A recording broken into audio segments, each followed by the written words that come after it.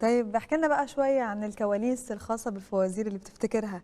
طبعا لما بتتكلم عن الفوازير يعني، وحضرتك قلت انها اكتر الاعمال اللي بتعتز بيها، بتفتكر كواليس بتجمعك طبعا مع فريق العمل، وبتتبسط لما بتفتكرها. والله هي كواليس كتيرة جدا. بس الواحد دايما لما تيجي مناسبة يفتكر الحدث او الموقف. فمن ضمن الحاجات دي مثلا كنا بنعمل في عجائب صندوق الدنيا حلقة عن رأفت الهجان. كانت هي الفوازير دي عجائب صندوق الدنيا كانت عن أعمال التلفزيون كنا مسمينه صندوق الدنيا. فكانت عن برامج التلفزيون او مسلسلات اعمال التلفزيون يعني. ففي الحلقه دي كانت نيلي كنا حاطين شمع على الترابيزه، ونيلي بتمثل، ألف فكان سلامة. قدامها سمرة عبد المنعم، فوقفت بتمثل كده، فشعرها جه على النار بتاعه الشمعة، فشعرها ولع، فصبري عبد المنعم بدون بتاع قايم وطافي كاتم شعرها بايديه. دي من اشهر الحاجات اللي كانت الكواليس. أعمل وعليك أعمل ملهاش تفسير. قول لي يا جمال جمالك فين، جمالك فين يا فين؟ في الأنطرة والأنطرة وبيعملوا إيه؟ قاعدين يصطادوا ياكلوا ذرة. ليه كنت موتك ديك وخطة مدبرة؟ يا ما نفسي أعيش وأشوف الجيش. بس ومنها حاجات كتيرة، مثلا تقع رجلها تتعور، ما اعرفش في حاجات كتيرة جدا جدا جدا. انا كنت بحتفظ بيها الحاجات دي كلها. في حاجة حلوة جدا،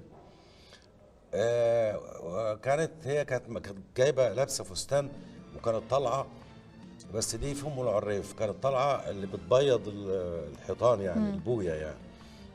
فقالت لحسام مصطفى ادلق لي شويه بويه على الارض. فجاب 3 صفايح خام، مش محلولين بميه، لا خام، ودلقهم لها، وهي بترقص رجلها لمست طرف البويه على الارض، راحت متزحلقه. وكانت جايبه فستان جميل جدا كان ب 2000 جنيه، وال 2000 جنيه طبعا كان سنة رقم كبير في الوقت 92 ده. دلوقتي يسوا مثلا 100,000 جنيه. فوقعت. انا كنت قايل لها قبلها عايزك تلبسي بنطلون زي بتاع اليزو ده اللي بيدهن الديكور، في 500 لون، يعني يجي يلبسه، يروح يقلعه ويلبس البنطلون التاني. فبقى البتاع ده زي الباليتا كده، يعني حاجه فنيه، عايزك تلبسي بنطلون زي ده. فهي وقعت، الفستان اتغرق بويا. فقالت يا محمد مش انت كنت عايز زي ده؟ قلت لها وهي بتقول كده انا بسجل اللي بيحصل كلها. أصله يبان يظهر لون غير اللون.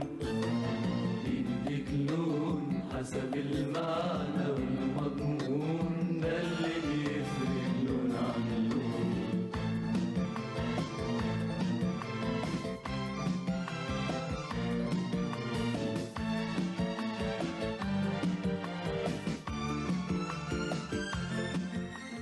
بعد عملك في فوازير الخاصة بالفنانة الجميلة نيلي، اشتغلت في فوازير تانية لكن مع ناس تانيين. مين هم؟ والله بالنسبه للتلفزيون المصري عملت قيس وليلى، كانت بطوله محمد الحلو وشيرين وجدي وعبد العزيز مخيون واحمد صيام، وبعد كده فوازير بتاعت ياسمين عبد العزيز ومحمد سعد وعبد الله محمود. دول التلفزيون كان اسمها المصري. ايه الفوازير؟ كانت الفوازير بتاعت محمد الحلو وشيرين وجدي كان اسمها قيس وليلى. لكن ياسمين عبد العزيز. ياسمين عبد العزيز كان اسمها العيال اتجننت. كانت حاجه كده كاتبها ايمن بهجت قمر، دمها خفيف يعني ولذيذه يعني. عملت بقى القنوات الاخرى حاجه لسماح انور وعلاء ولي الدين ووحيد سيف، وعملت فوازير لمحمد سعد ودينا، وعملت فوازير في الكويت لحليمه. عملت بالظبط حوالي 10 او 11 سنه فوازير. عملت كمان، نسيت اقول لك حاجه، كان المرحوم فهمي عبد الحميد مشغول وسمير غانم عايز يعمل فطوطه، فعملت انا كانوا 18 حلقه اسمها رحله فطوطه السحريه، جات للقطاع الخاص. فهو كان قال لهم انا مشغول، ممكن اعمل لكم التتر ومحمد عبد النبي يجي يخرج الحلقات. فانا رحت عملت الحلقات وبتاع، وهو ما فضيش، وانا كمان عملت التتر يعني. بس كان تتر مبسط، لان التكاليف الانتاجيه ما كانتش قويه زي قطاع الانتاج لما كان بيكلف يعني. تمام. دي اول عمل كبير عملته، كان سنه 89. حضرتك اصبح عندك خبره كبيره جدا في مجال الفوازير، ليه ما فكرتش ترجع تعمل فوازير في الوقت اللي احنا موجودين فيه؟ والله فكرت كتير جدا، وقلت كمان ازاي الفوازير مش واخده حظها زي ما الدراما واخده حظها، زي ما السينما واخده حظها، زي ما المسرح. كل الفنون مستمره، الحاجه الوحيده اللي انقرضت او تكاد تكون انقرضت الفوازير. واكيد الناس عندها حنين لكده. مع ان الفوازير كل اللي بيقابلني يقول لي ما بتعملش فوازير ليه؟ كل ما رمضان يقرب الاقي ناس بتسالني وتقول لي ما عندكش فوازير؟ اقول لهم عندي ازاي؟ عندي ورق. يقول لي مش مصور. قلت لهم هصور ازاي؟ لان دلوقتي تصوري وتعرضي. لازم شركه انتاج اللي تعمل الكلام ده، لان تكاليفها عاليه جدا. فالحاجه الوحيده اللي هي مش واخده حظها قوي قوي الفوازير، مع انها هي العمل الاستعراضي الوحيد اللي بيقدم في السنه.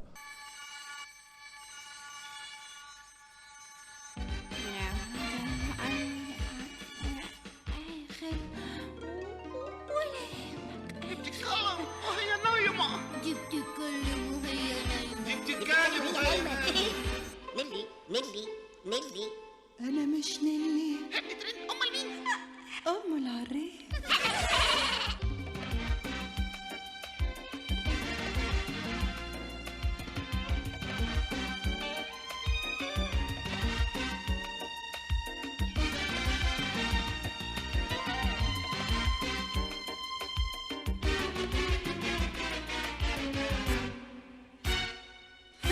طبعا ام العريف.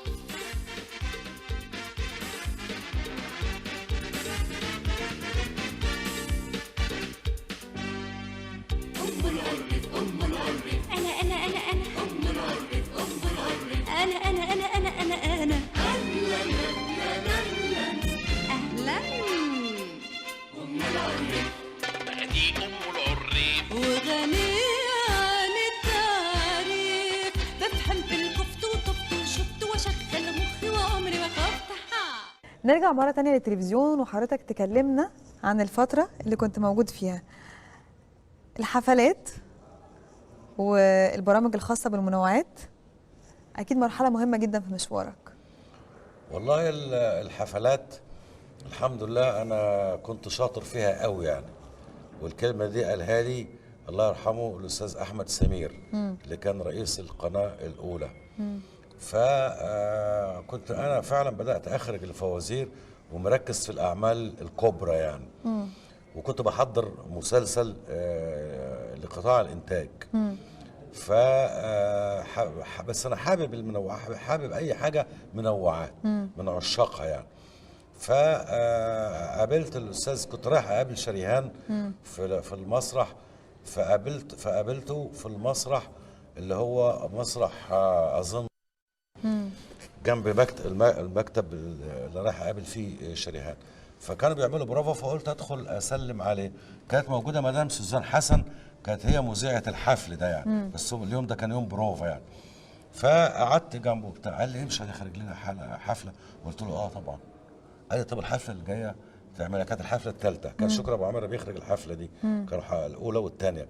الحفله الثالثه انا اللي اخرجتها، حققت نجاح جامد جدا. كان فيها لأول مرة يغني راغب علامة في مصر، وكان فيها علي الحجار، وكان فيها الله يرحمه سيد مكاوي، وكان فيها مجموعة كبيرة جدا يعني. تقريبا سنة 91 أو 92 الكلام ده. بعدها بقى ما سابنيش، كنت بخرج يمكن بنسبة 50% من الحفلات، وال50% التاني يتوزع على مخرجين المنوعات. أما البرامج بقى فحدث ولا حرج، قعدت 20 سنة أخرج برامج للتلفزيون، لدرجه كنت بخرج 3 برامج في اسبوع واحد، يعني ليا في الاسبوع لا يقل عن 3 برامج. كان المذيعات بيتخانقوا عليا لان كنت ايه من المفضلين في صنع البورتريه، لان انا خريج معهد السينما وبشتغل مع المرحوم فهمي عبد الحميد، فعندي حس تشكيلي. فكنت ايه بختار زاويه الالتقاط المفضله لكل مذيعه من المذيعات بتوعنا. يعني اشتغلت مع المرحومه فريال صالح. هما كانوا بيتخانقوا على حضرتك، بس اكيد في كام مذيع حضرتك كنت بتعتز بيهم او بتحب فعلا تشتغل معاهم؟ والله زي مين؟ كانوا كلهم حبايبي. اجابه دبلوماسيه؟ اجابه دبلوماسيه؟ لا يعني ما فيش مذيعه اقول لك ما اشتغلتش معاها اللي كانوا في جيلي. تقريبا 99% اشتغلت معاهم. يمكن اللي ما اشتغلتش معاهم اللي كانوا بعاد عني شويه برامج المراه، البرامج الثقافيه لكن بتوع المنوعات بلا استثناء كنت بشتغل ايه معاهم. يعني مثلا المرحومه فريال صالح، نجوى ابراهيم بقى ربنا يديها الصحه عامله برنامج جميل جدا، عفاف عبد الرازق، كتير جدا جدا يعني، فريده الزمر، سوزان حسن اللي كانت رئيسه التلفزيون، يعني طبعا مع حفظ الالقاب يعني كلهم طبعا زمايلي وحبايبي يعني. فاشتغلت مع معظمهم يعني. وائل عبد المجيد، الاستاذ وائل عبد المجيد لو تفتكروه، ما اعرفش يمكن الجيل اللي هو اللي يفتكره كان مذيع وبعد كده بقى رئيس القناه اللي هي في الاسماعيليه. كتير جدا جدا اشتغلت معاه. الاستاذ احمد سمير الله يرحمه برضه اشتغلت معاه، عملت له برامج، مع انه كان برامجه كلها اخباريه لكن عملت له لقاءات زي البرامج اللي كان الوزير بيزور الاستديوهات في اعمال رمضان، فكان هو بيعلق عليها وبتاع، كنت انا اللي بسجل الحاجات دي.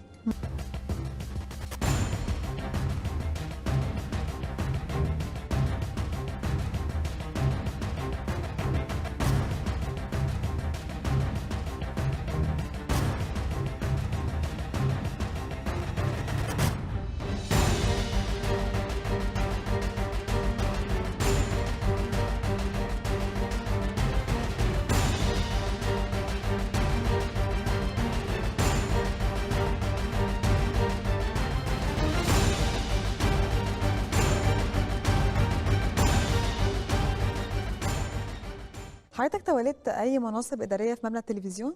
توليت مدير عام المنوعات باختيار المخرجين زمايلي، مع ان بترشيح كانت مدام زينب سويدان رئيس التلفزيون، فطلبوني وانا كنت في صوت القاهره بعمل مسلسل، فقالوا لي عايزين نرشحك لمدير عام المنوعات. انا كنت ايه مفيش في دماغي خالص لانها فعلا عطلتني. يعني قعدت 8 سنين مدير عام، عطلتني عن الاخراج، واخده بالك، لان انا دماغي فنيه بحته.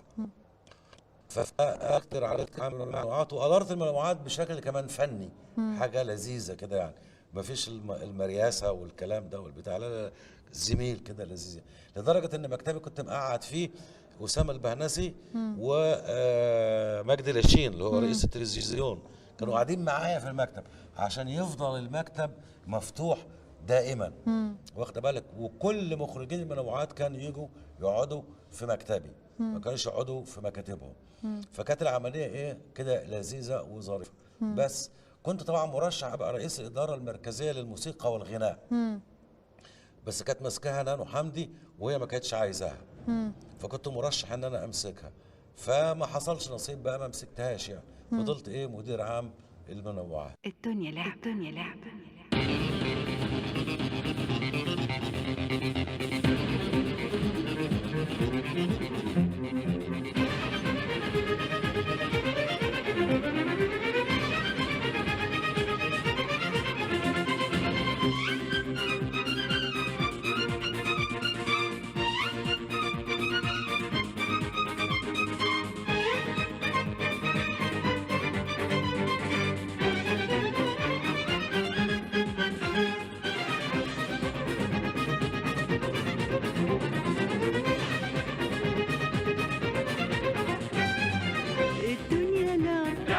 تطلع في لعبة تنزل في لعبة وكل لعبة بدايتها صعبة، بعد المحاورة بعد المناورة تلاقيك في لعبة لعبة، واللي مالوش في اللعبة له ايه نقول له روح يا عم روح يا عم روح شوف لك لعبة يا عم روح شوف لك لعبة. مشاهدينا الاسبوع القادم نستكمل لقائنا مع المخرج الكبير محمد عبد النبي وحوار خاص عن مشوار حياته.